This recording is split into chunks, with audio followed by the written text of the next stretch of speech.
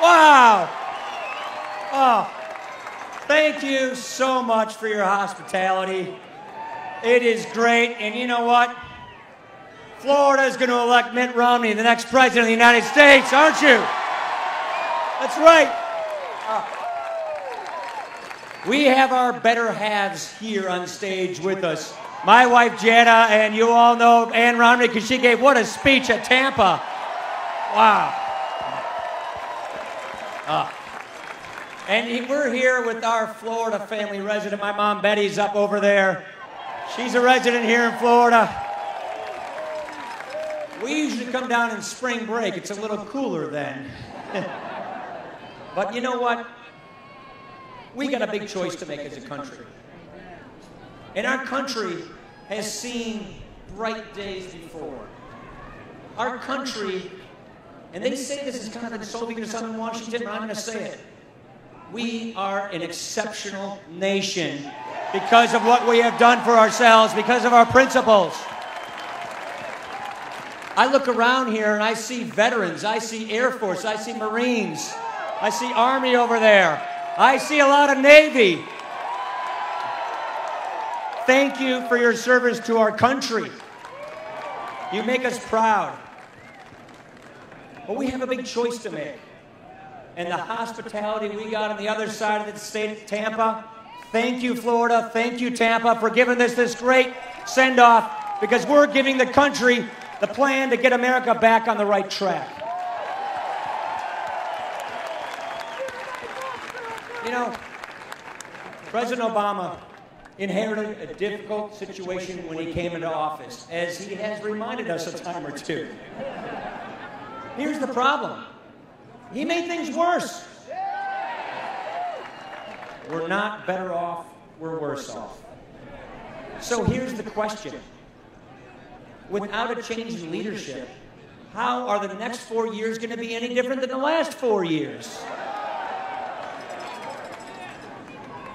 We need leadership. We need to fix this country's problems before they get out of our control. We want that opportunity society with the safety net, the society of upward mobility where everybody can make the most of their lives. That's the American dream.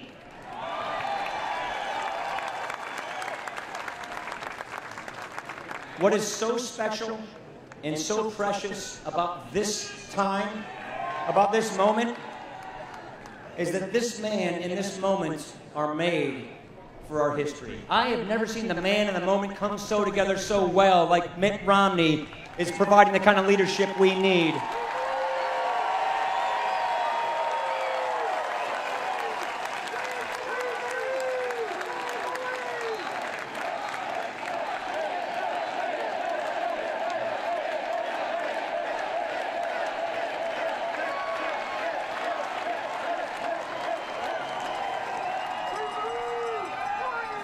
Look at his life. Look at his value. Look at his achievements. Remember the Olympics back in the late 90s in Salt Lake? Remember the wasteful spending, the corruption, the abuse? Sounds kind of familiar, doesn't it? What did they do? They looked around America and they said, we need a leader to come fix this mess and fix the Olympics. They called Mitt Romney. He dropped everything. He came to Salt Lake, lived there for 3 years, and turned the Olympics around, and he made us all proud.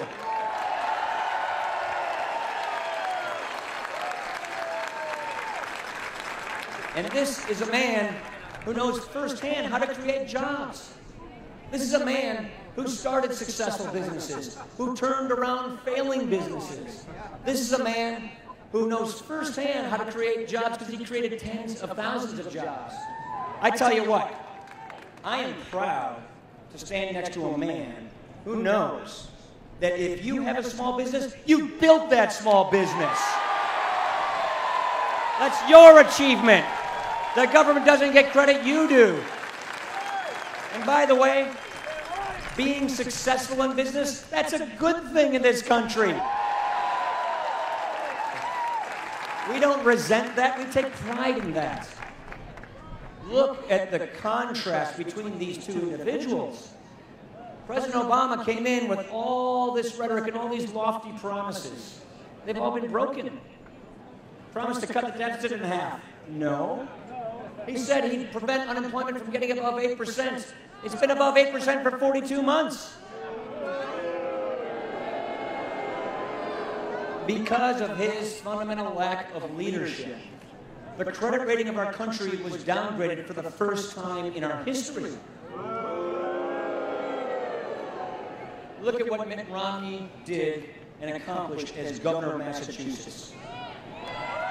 He lowered unemployment. He increased family income, $5,000. He improved the credit rating of his state.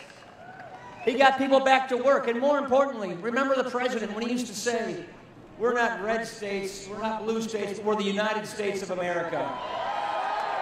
Remember when he used to say, put aside childish things.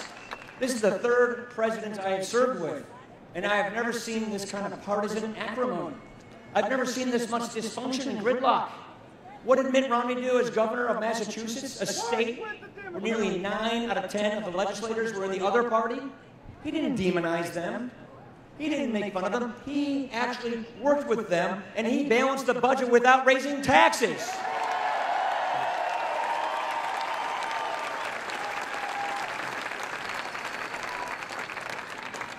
This is more than just about jobs, though. This is more than just about turning around our economy.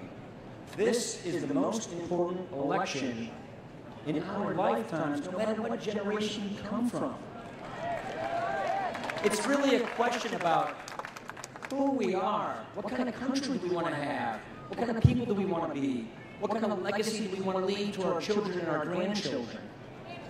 This moment requires leadership. This moment requires people of principle. This moment requires action, not blaming. Mitt Romney is the man for this moment.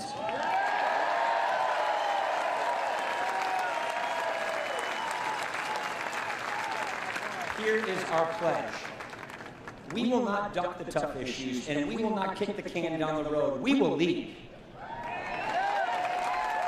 We believe in prosperity. We believe in the Opportunity Society. We believe in a strong national defense. We will not set aside these responsibilities of America. And we will not spend the next 4 years blaming other people. We will take responsibility and fix this country's problems.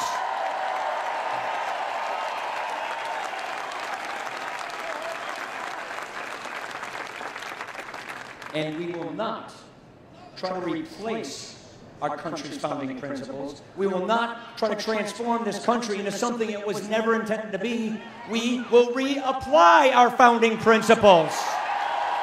That's who we are. That's what we do.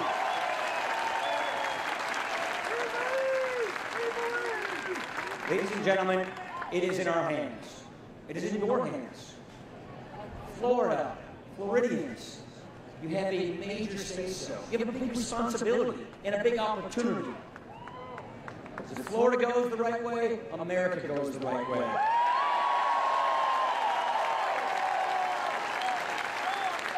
And you know what? We're going to do this. We're going to get this done. We're going to fix our problems. And we're going to do this because we're going to elect the man who's standing next to me as the next president of the United States. His name is Mitt Romney, and he's going to be the next president of the United States.